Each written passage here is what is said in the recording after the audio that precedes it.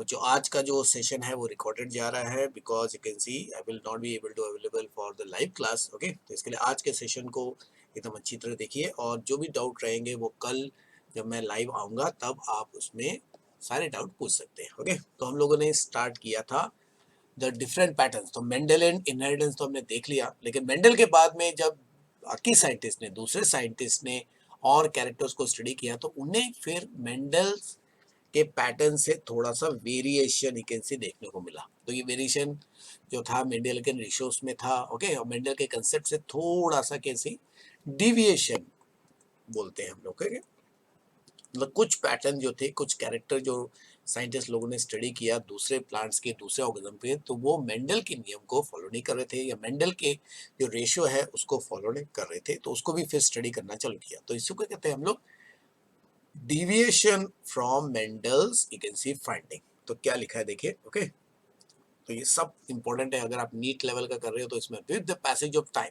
तो जैसे जैसे टाइम और आगे बढ़ा तो नेचुरली लोगों का नॉलेज बढ़ता है। तो number of deviations were observed identified in the post Mendelian era, मतलब मेंडल के जाने के बाद। ओके, ऐसा नहीं कि स्टडी समाप्त तो हो गया, दूसरे जेनेटिस्ट आए, नए वैकेंसी आइडिया वाले आए, नए ऑब्जर्वेशन करने वाला है, तो उन्होंने फिर एडिशनल इंफॉर्मेशन प्रोवाइड किया on the patterns of inheritance. Okay, लेकिन इससे मेंडल ने जो क्रेडिट है, मेंडल का जो क्रेडिट है वो कम बिल्कुल नहीं हुआ, क्योंकि मेंडल ने जेनेटिक्स की फाउंडेशन रखी थी। तो ये सारे जो न्यू पैटर्न ऑफ इनहेरिटेंस बाद में डिस्कवर है उनको कलेक्टिवली न्यू मेंडलिज्म कहते हैं, या इसको पोस्ट, जो मैंने आपको पहले भी बताया था, इसको पोस्ट मेंडेलियन मेंडेलियन इनहेरिटेंस भी कहते हैं, पोस्ट मेंडेलियन इनहेरिटेंस भी कहते हैं। यानी कि मेंडल के बाद जो पैटर्न ऑफ इनहेरिटेंस डिस्कवर हुआ उन सबको कलेक्टिवली पोस्ट मेंडेलियन इनहेरिटेंस कहते हैं। और इनमें से जो मेंडल के नियम को फॉलो नहीं करता है, थोड़ा सा अलग रहता है मेंडल से, तो उसको नॉन मेंडेलियन इनहेरिटेंस भी कहते हैं।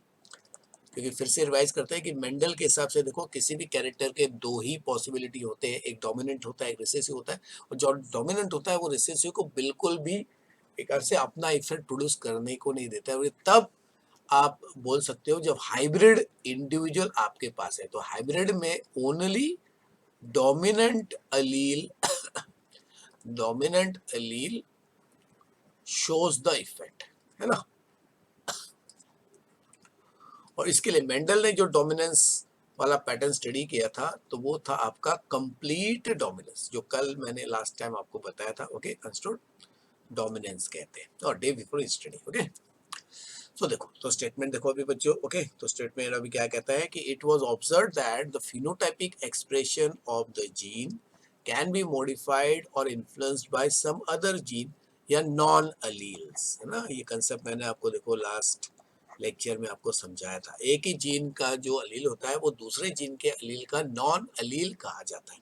तो दो इंटरेक्शन होते हैं, इंट्राजेनिक, इंट्राजेनिक को इंटर अलीलिक इंटरैक्शन भी कहते हैं। ओके, जो जो एक ही जीन के अलग अलग अलील्स के बीच के इफेक्ट को शो करता है। तो उसमें देखो नया पैटर्न जो डिस्कवर हो, जैसे इनकम्प्लीट डोमिनेंस, को डोमिनेंस, फिर multiple multiple you can see what allelism. Okay, तो ये जो आपके पैटर्न है ये मेंडल के नियम से थोड़ा सा अलग है। ओके, तो इसके एग्जांपल को हम लोग आज स्टडी करने वाले हैं। और फिर कुछ कैरेक्टर ऐसे होते हैं जिनको एक्सप्रेस होने के लिए, जिनका फाइनल इफेक्ट प्रोड्यूस होने के लिए फिनोटाइपिक एक्सप्रेशन कहते हैं, मतलब फाइनल इफेक्ट। फिनोटाइपिक एक्सप्रेशन मतलब फाइनल इफेक्ट क्या शो होगा, वो डिपेंड करता है कि उन दोनों जीन्स के बीच में रिश्तेदारी क्या है। तो अगर दो अलग अलग जीन्स है, फिर उनके नॉन अलील्स के बीच में रिश्तेदारी क्या है। इसके लिए इंट्राजेनिक इंटरेक्शन को इंटर नॉन एलिलिक इंटरैक्शन भी कहते हैं। ओके, तो ये तब होता है जब alleles of different genes present on the same और डिफरेंट क्रोमोसोम मिल के फाइनल इफेक्ट को डिसाइड करते हैं। तो उसमें प्लियोट्रोपी है, पॉलीजीन्स है, एपिस्टैसिस है, देखो लास्ट टाइम बताया था, सप्लीमेंट्री एडिशन टाइप का, एंड कॉम्प्लीमेंट्री जीन्स होते हैं, डुप्लीकेट जीन्स भी है। एक और एग्जांपल लगेंगे, duplicate can see word genes. Okay, ये रखना। इसका मतलब है ये दूसरे पैटर्न्स है, यानी कि एक हाइब्रिड इंडिविजुअल को जो कंट्रास्टिंग एलील्स मिलता है और उसमें एक जीन अगर पूरी तरह दूसरे जीन को अपना इफेक्ट प्रोड्यूस नहीं करता है, तब उसको हम लोग कंप्लीट डोमिनेंस कहते हैं। और मेंडल ने जो पैटर्न स्टडी किया पी प्लांट में, वो सब के सब जो कैरेक्टर थे वो कंप्लीट डोमिनेंस थे। उन्हें बाकी, देखो मेंडल ने बाकी कैरेक्टर्स को स्टडी नहीं किया।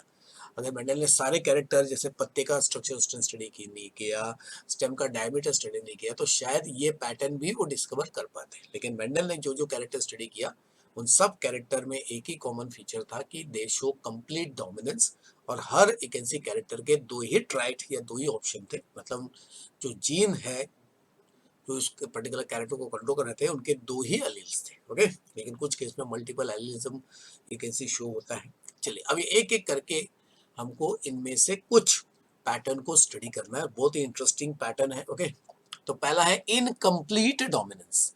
अब इनकम्प्लीट डोमिनेंस का मतलब क्या हो गया? ओके, कि दो कंट्रास्टिंग एलील्स है एक जीन के, यानी कि एक कैरेक्टर है उसको कंट्रोल करने के लिए जीन है, और उसके लिए एक डोमिनेंट जीन है और एक रिसेसिव जीन है। लेकिन जो डोमिनेंट जीन है वो कंप्लीट डोमिनेंट नहीं है, और जो रिसेसिव जीन है वो complete you can say recessive नहीं है। तो इसके लिए इनकम्प्लीट डोमिनेंस को हम लोग इनकम्प्लीट रिसेसिवनेस भी कह सकते हैं, इनकम्प्लीट रिसेसिवनेस भी कह सकते हैं। ओके, तो कैसे? अभी उसके लिए सबसे पहले थोड़ा सा शॉर्ट में देखते हैं कि इनकम्प्लीट डोमिनेंस का मतलब क्या होता है। तो ये टर्म जो है, ये टर्म है आपका डेफिनेशन।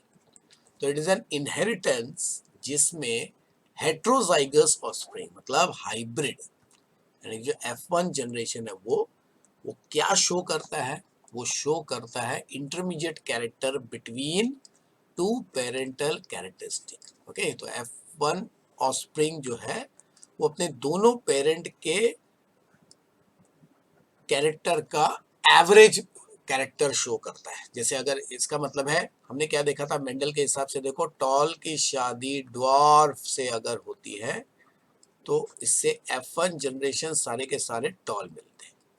लेकिन अगर यहाँ पे इनकम्प्लीट डोमिनेंस का पैटर्न होता, तो अगर फिर क्या होता कि टॉल की शादी अगर ड्वार्फ से करोगे तो सारे बच्चे क्या होंगे? सपोज टॉल मेल है एंड ड्वार्फ फीमेल है, तो सारे बच्चे जो इनसे पैदा होंगे वो क्या होंगे? इन दोनों के इंटरमीडिएट मतलब मीडियम हाइट के होंगे। Okay, understood?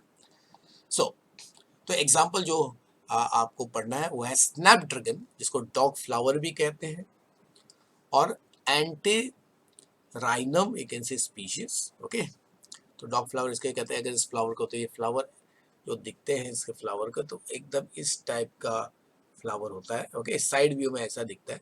तो अगर इस फ्लावर को मैं लैटरल साइड से अगर प्रेस करूंगा तो ये ऐसा हो जाता है, उसका ऐसा लगता है कि डॉग की तरह मुंह ओपन हो रहा है। ओके, और फिर मिराबिलिस जलापा या जालपा बोलो, 4 o'clock you can see what plant, जो 4 बजे generally you can see what Bloom करता है, इसके लिए 4 o'clock प्लांट उसको माना जाता है। ठीक है, तो इनमें क्या है, इन दोनों टाइप के प्लांट्स में आपको, अगर गार्डन है जिसमें स्नैपड्रैगन नाम का प्लांट ग्रो कर रहा है, मिराबिलिस जालपा नाम का प्लांट ग्रो कर रहा है, तो आपको क्या दिखेगा? ओके, 3 टाइप के फ्लावर आपको मिलेंगे उस बाग में। ओके, अब मेंडल के हिसाब से देखो, मेंडल्स ने जो पी प्लांट स्टडी किया था उसमें 2 ही टाइप के फूल होते हैं, वायलेट के और वाइट कलर के। लेकिन यहाँ पे आप देखोगे कि स्नैपड्रैगन मिराबिलिस 3 ही टाइप के फ्लावर प्रोड्यूस करते हैं, 3 टाइप के फ्लावर प्रोड्यूस करते हैं। अब इन तीनों में से एक कलर डोमिनेंट है और एक कलर क्या है? रिसेसिव है। ओके, और अल्टीमेटली उसकी वजह से क्या होता है कि फाइनल रिजल्ट ये आता है कि फिनोटाइपिक एंड जीनोटाइपिक रेशियो क्या हो जाते हैं? सेम होते हैं। अभी इसका रिप्रेजेंटेशन नेक्स्ट स्लाइड में मैं आपको करके दिखाऊंगा। ओके, क्योंकि तो 3 टाइप के फ्लावर कौन कौन से होते हैं? एक लाल होता है, एक पिंक होता है और एक वाइट होता है।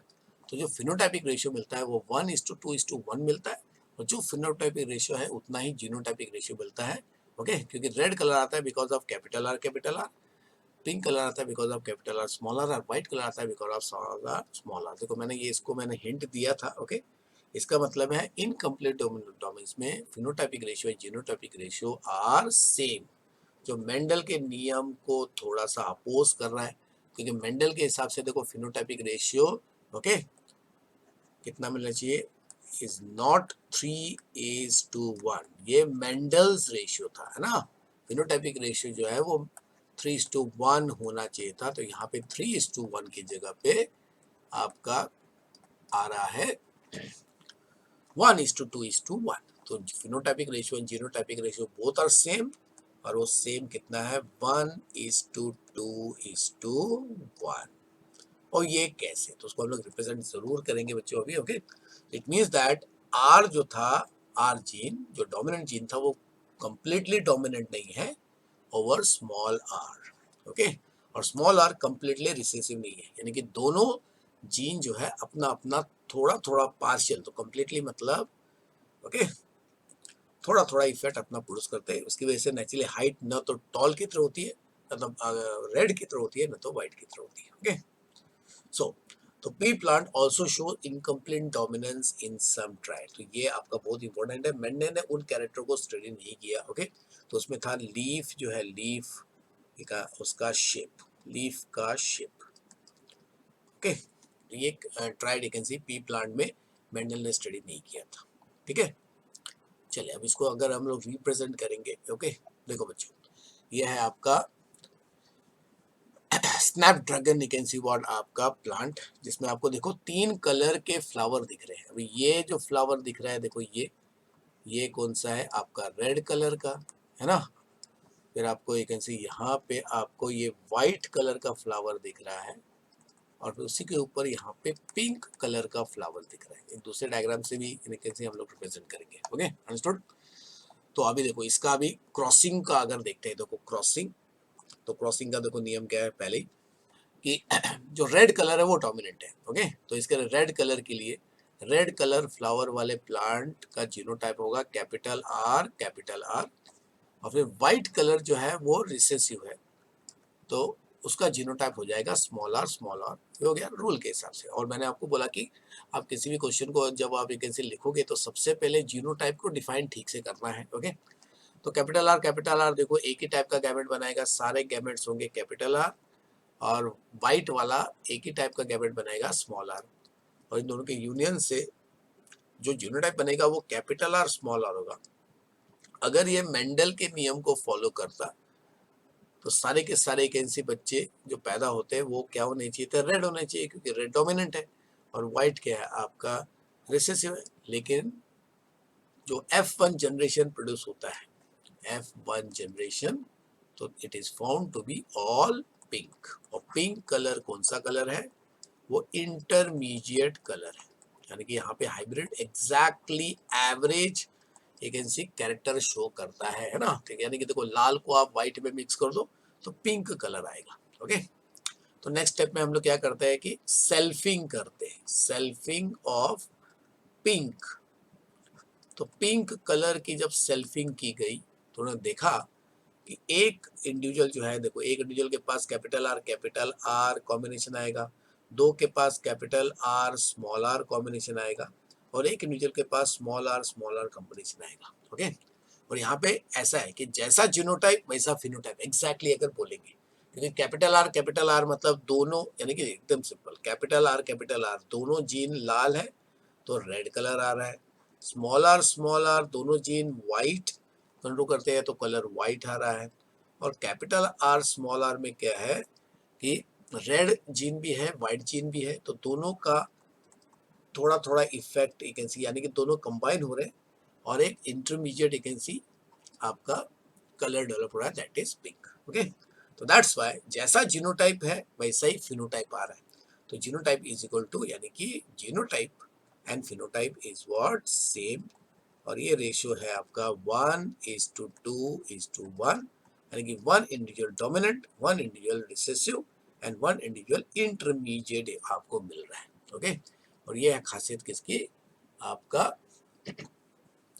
इनकम्प्लीट डोमिनेंस की। ओके, यानी कि इनकम्प्लीट डोमिनेंस में जो इंडिविजुअल मिलता है, it shows the individual shows the hybrid individual shows the hybrid individual. देखो हाइब्रिड का मतलब क्या होता है, हेट्रोजाइगोट, हेटेरोजाइगस इंडिविजुअल जो है, heterozygous individual show we can see what, blending, एकदम परफेक्ट ब्लेंडिंग टाइप का वर्ड इनहेरिटेंस। ओके, इसका मतलब exactly you can see what आपका इंटरमीडिएट या एवरेज इफेक्ट। ओके, तो ये तो था एग्जांपल आपके डॉग फ्लावर। ओके, कुत्ता फूल भी कहते हैं। ओके, नाउ चलिए अभी दूसरा एग्जांपल देते हैं, मिराबिलिस जाल्पा। अभी देखो मिराबिलिस जाल्पा ये 3 टाइप के फ्लावर प्रोड्यूस करता है। ओके, तो उसमें आपका है रेड कलर का फ्लावर, फिर आपका एक can see what white colour का फ्लावर, और तीसरा है आपका पिंक कलर का फ्लावर। ओके, इसमें देखो तो R1 सपोज रेड पिगमेंट और R2 हो गया नो पिगमेंट। ओके, तो जिन फ्लावर में जो जीन जाता है, दोनों अगर R2 जाएगा तो वो वाइट दिखेगा, जिसमें दोनों R1 जाता है तो वो रेड दिखता है, और जिसमें एक R1 और एक R2 जाता है वो आपका एक ऐसे क्या होगा पिंक कलर का हो जाता है।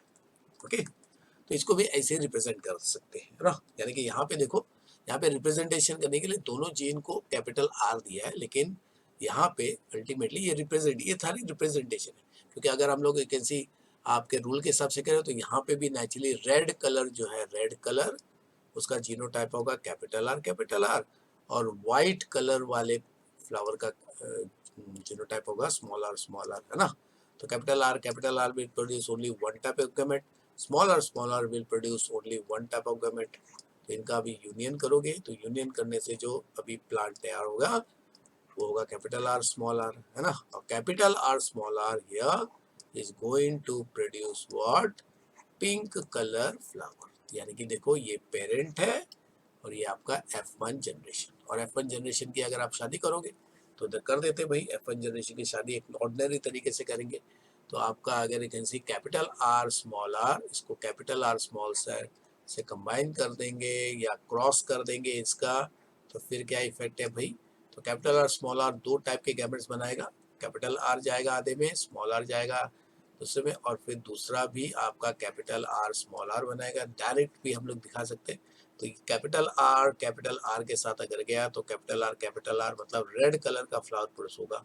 ओके, फिर अगर एक ऐसी आपका कैपिटल आर के साथ स्मॉल आर चला गया तो 2 कॉम्बिनेशन से बनेंगे जिसमें कैपिटल आर के साथ स्मॉल आर जाएगा, ये दोनों पिंक कलर के दिखेंगे, और फिर अकेला एक ऐसी एक कॉम्बिनेशन आएगा स्मॉल आर के साथ स्मॉल आर चला गया तो इंडिविजुअल जो है पिंक होगा। तो इसका मतलब है देखो जैसा जीनोटाइप मिल रहा है वैसे फिनोटाइप मिल रहा है। ओके, यानी कि जीनोटाइप और फिनोटाइप का दोनों का रेशियो 1:2:1 है। ओके, तो इस तरह इनकम्प्लीट डोमिनेंस का पैटर्न कंप्लीट डोमिनेंस के पैटर्न से थोड़ा सा डिफरेंट हो गया, क्योंकि कंप्लीट डोमिनेंस अगर ये होता तो पिंक कलर होता ही नहीं। कंप्लीट डोमिनेंस में जो मेंडल ने स्टडी किया था उसका रेशियो मिलना था 3:1, और इनकम्प्लीट वाले का है 1:2:1। Okay, got it. चलिए